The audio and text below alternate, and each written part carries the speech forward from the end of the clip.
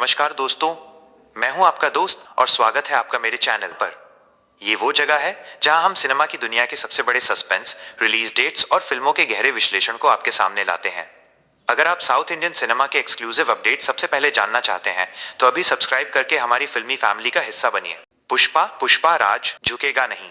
हम सब Pushpa 2 the rule का बेसब्री से इंतजार कर रहे हैं, लेकिन फैंस का दिमाग एक कदम आगे चल रहा है। हर कोई पूछ रहा है, पुष्पा पार्ट 3 कब रिलीज होगा?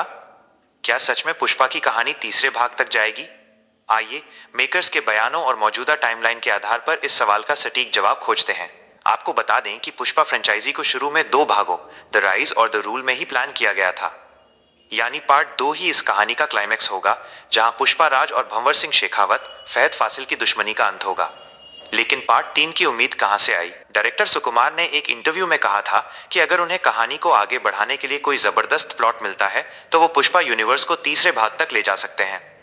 उन्होंने ये भी संकेत दिया था कि ये पार्ट 3 प्रीक्वल या साइड स्टोरी भी हो सकता है। पुष्पा पार्ट 3 की रिलीज डेट पूरी तरह से पुष्पा 2 पर निर्भर करती है, जो अभी अपने पोस्ट प्रोडक्शन और प्रमोशन फेज में है।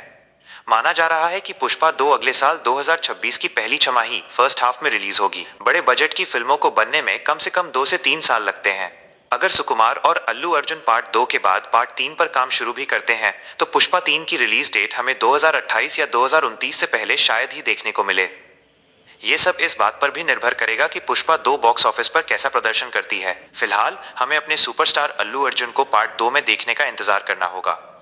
पुष्पा 3 एक संभावना है, न कि कोई पुष्टि की गई फिल्म। आपके अनुसार पुष्पा 3 में कहानी किस दिशा में जानी चाहिए? कमेंट करके अपनी राय जरूर बताएं। वीडियो को लाइक करें और चैनल को सब्सक्राइब करना न भूलें।